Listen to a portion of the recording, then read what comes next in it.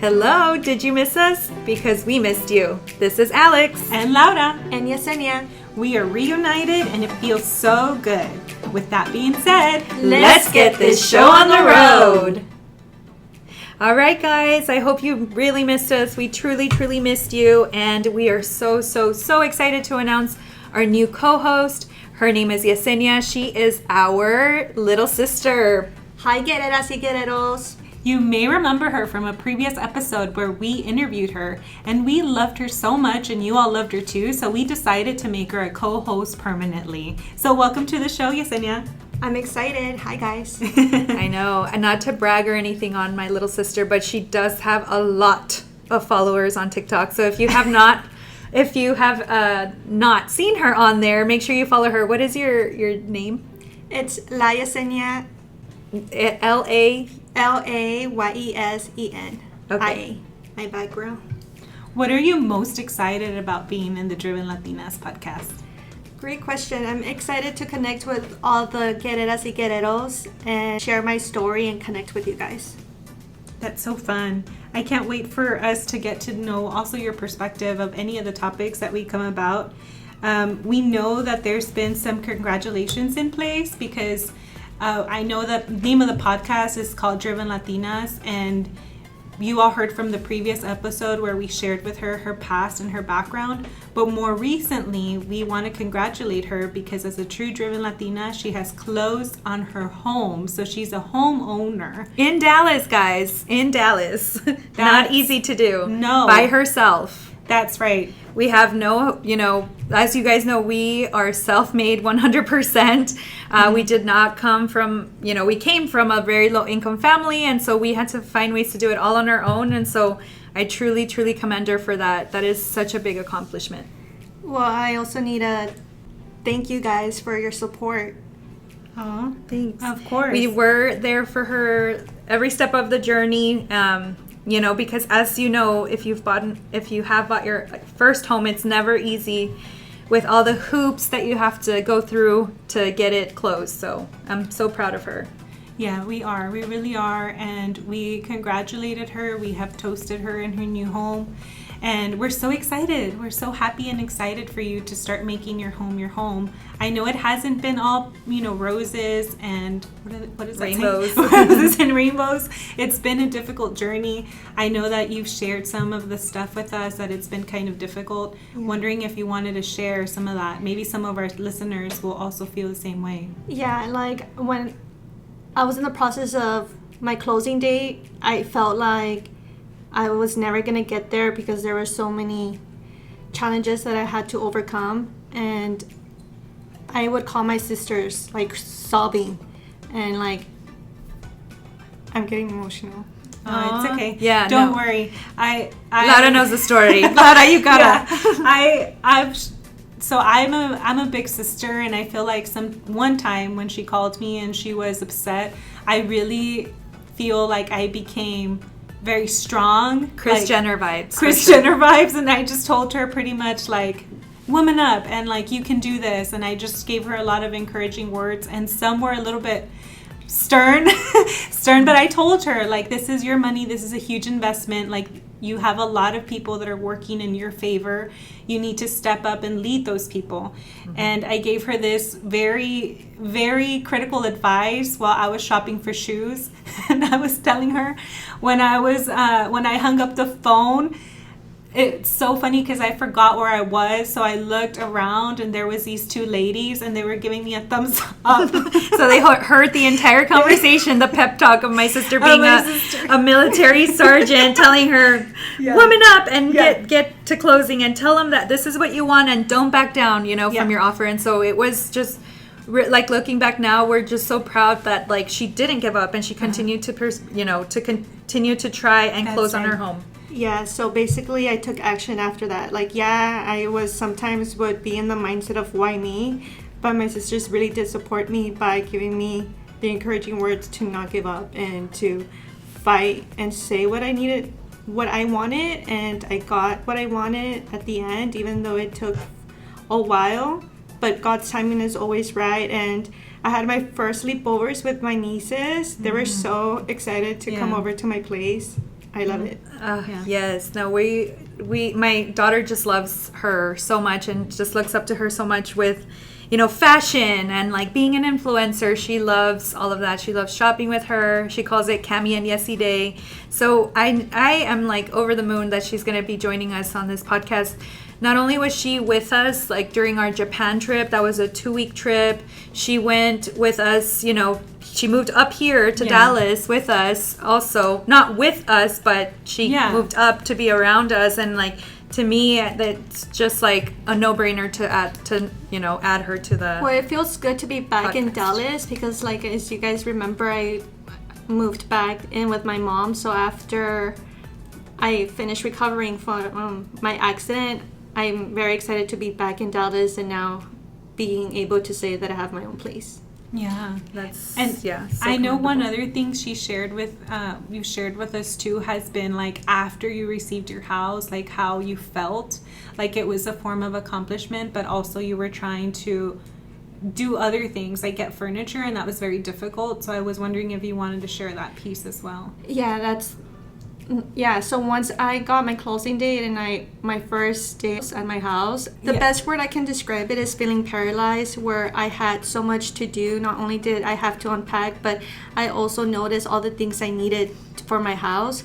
And I just relate back to our first episode in season 3, episode 1. One thing that I did left out is like how you took away the fear of when I was working in the fields. It's like one thing a day, like one asparagus gave us $1, and that's how I see it. It's like one thing at a time, get things done. And my first thing that I did was get my fridge in my place, and that to me was a big accomplishment. And I don't see the mountain anymore. I just see the one thing that I can do that day, and I celebrate myself for getting that one thing done. Oh, I love that so much. Yes. Yeah, thank you for sharing that, because I feel like for me, as I bought in a house twice, my first house and then I bought my second house, and I understand that feeling. It's like exhaustion, like you're just so tired of going through the process. So once you get it done, you're done. You just want, it relax is not the right word, but you just want to give in to just not doing anything because you work so hard to get to that point. So I completely relate to that, what you call the paralyzed feeling. For me, it was exhaustion, but then it's like you said, that chipping away one thing at a time and not trying to be so overwhelmed, because it is even overwhelming, and nobody talks about the after you buy the house piece. Yeah, that can also be very overwhelming. Like seeing my bank account just kind of flush and not seeing that big amount anymore, I just felt not only a sense of paralyzed of all the things I needed to do, but also paralyzed in my bank account. Like I was even scared to just buy a coffee that day. Yeah, because I would just see it. Yeah, and those feelings are super normal, and it just takes time for you to get through those small things for you to feel better. And I feel like that's what you're doing now. I see you like now thriving and like being happy, and I think that's what it's like, going through that rough patch in order to get to that point. So very proud of you, and super happy to have you as part of the podcast. I feel like today I'm full of congratulations, because I also want to congratulate my other sister, Ale.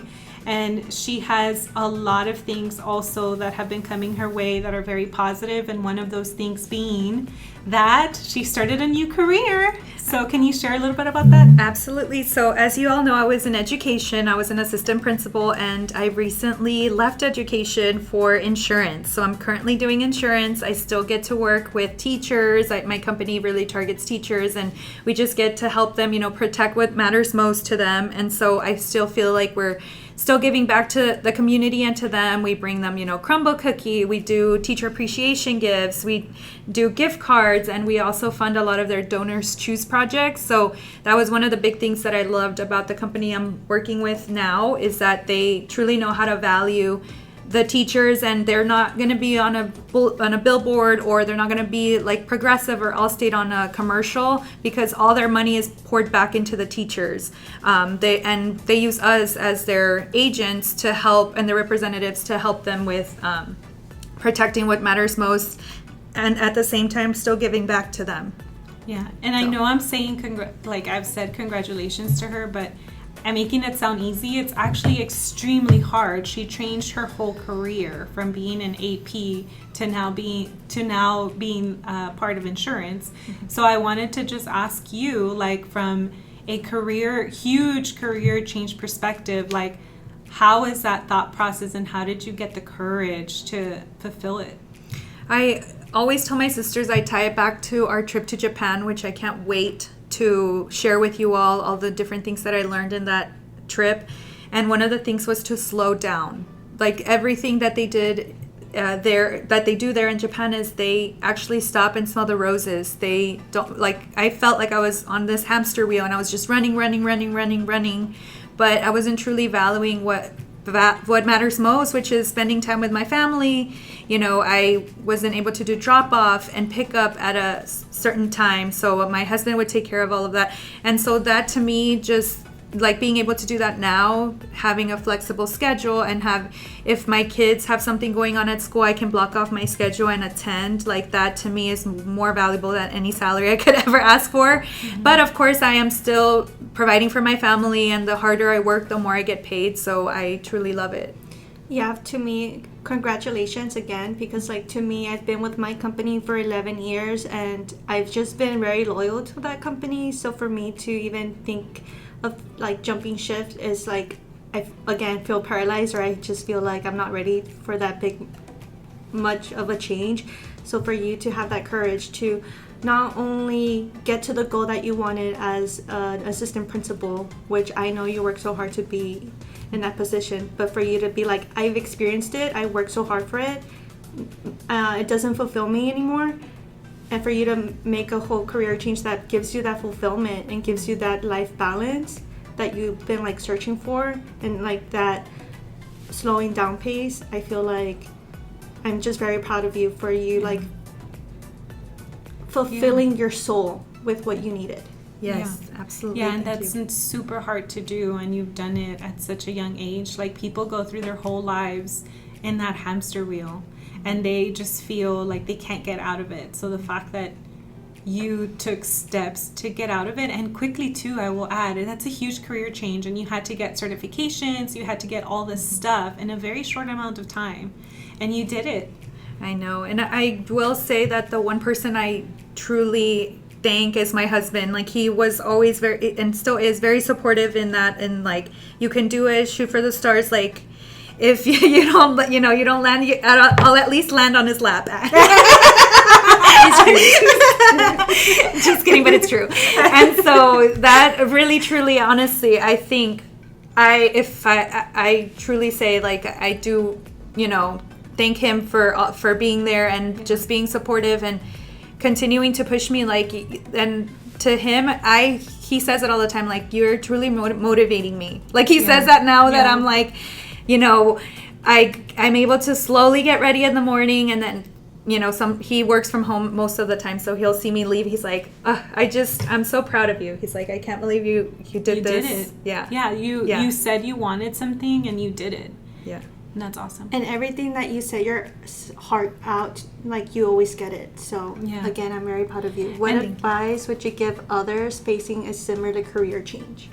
I think going back to what Yessie was saying, like, for me, it's the book that I read. I believe it's called Atomic Habits, and it talks about 1% at a time. So every day you at least try to be 1% better, and it slowly kind of catapults you to and motivates you to do a little bit more and a little bit more and a little bit more. And by the time you know it, it didn't feel like work because you got motivated to continue and persevere. And so for me, I really go back to taking action. Like, I tell my sisters this, like, it's a pet peeve of mine when people say, but it's like, where's the action? Like, come on, let's go. And so just taking that 1% action step towards your goal every single day, I think will eventually get you to the goal that you want. Can I ask a personal question? Yes. Like, you know how like, I feel paralyzed? Like, did you ever get those, like, second thoughts or scary thoughts of, like, should I jump, should I not jump? Or you were, like, full in your decision? Yes. So at the very, very beginning, I will say I was a little bit, of course, like, fearful, like, what if, what if it doesn't go the way I planned? Or because I did get a lot of naysayers, like, what if this happens and what if that happens? And so I just had to shut that down and think in my head, like, failure is not an option. Like, you're going to make this work because you're betting on yourself and you're going to do it. And so, like, that to me, I was truly putting it back on me. Like, failure is not an option for you. Like, you're doing this already, so you're going to go all in. So yeah, I would say in my life, because people ask me too, like, you've made changes, and even though I'm with the same company, I've changed careers like 4 times.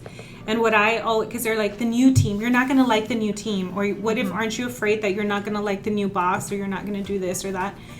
What I always think is, like, a decision is a decision.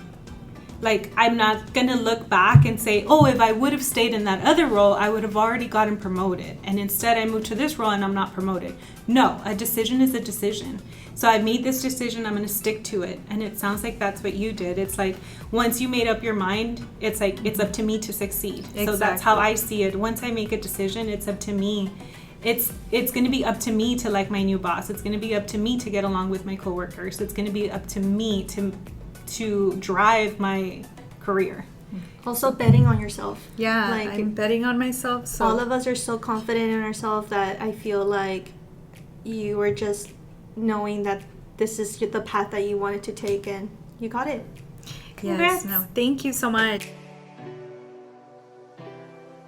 I kind of wanted to shift gears here and ask Laura, how does it feel to move all the way from across the world back to the States? Yep, I'm back. So that's my big change, my big Driven Latinas change. As many of you know, I came from Japan.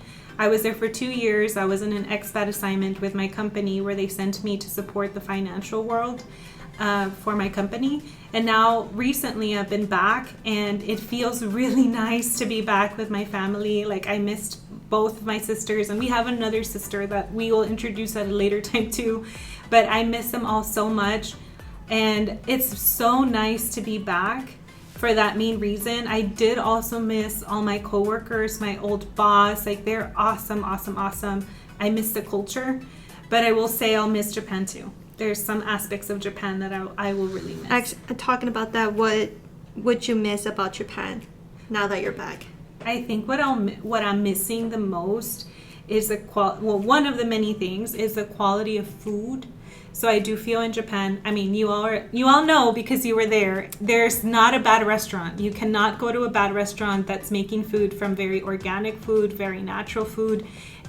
I've realized coming back that a lot of us Americans, have trouble with diabetes or obesity and all of this stuff. And a lot of the times it's not our fault, because it's just the way that the food is produced. And I've noticed a lot the quality of change of food. Now coming back, I'm very mindful also of soft drinks. In Japan, nobody drinks soft drinks. Everybody just drinks water. When you go to the mall, there's water stations in the cafes. There's not there's vending machines everywhere, but they also have water, and most people just drink water. They're just very healthy minded. And then also, even like the environment outside, like they know about air pollution, and they have trackers in taxis and stuff to track air pollution. I think just health in general is one thing that I'm going to miss a lot. And sustainability. Like, Japan was just so good with that. Obviously, like... Sustainability in what way? Like, with recycling, like, they care so much about... Because if you think about it, Japan is the size of California. So that's small when you think about the United States. Like, California, it's like all of Japan. So they have to be very smart on how they recycle to be sustainable with their lives, because they cannot just be like us throwing things into a hole like in the middle of nowhere with garbage. Oh. They can't do that because they don't have space. So they have to be very smart about how they recycle and how they sustain their lives. And also not being wasteful with food. Eating your food, the food that you have, you will eat, so that you don't have to throw away because there's not a lot of space to throw. Could be why their portion sizes are so small, which is so good. And I'm so excited to talk to you guys about that. And which we will, by the way, to our listeners. We're going to break down our trip to Japan in the upcoming episodes. We're excited to do that, where we can talk about like their experiences too of what they've had. But definitely I would say the food quality is one thing that I'm definitely going to miss, and just something I have to be so conscious about, like sugary drinks and carbonated drinks here. I feel like that was a huge takeaway. And another one was what you mentioned, which is daily life. So I feel like in America, for me, I plan big trips and I look forward to those big trips every year. It's like maybe 1 or 2. But in Japan, every day is a nice trip. Like every day you could have a picnic with fruit in the park and it'll be beautiful and you will enjoy it and you will love it. It's like that day-to-day life and fun versus like this one big moment that you're gonna have when you take a vacation. I agree. I cannot wait to dive into all of that with our listeners, because Yesenia, myself, and Laura, we're all there in Japan, and for 2 weeks. Yes, and we cannot wait to share all of that with you. But for now, all we can do is promise that we're going to be more consistent, and we promise you that we're going to give you as much knowledge and takeaways as a Latino, or even if you're not a Latino, something a good takeaway that you can have. And we hope that you took a few today. Remember, woman up. Don't believe in yourself, take chances on yourself, and just believe that failure is not an option. And remember, one thing at a time, guys. That's right. Exactly. 1% better. Remember, somos hermanas, and together we are Driven Latinas.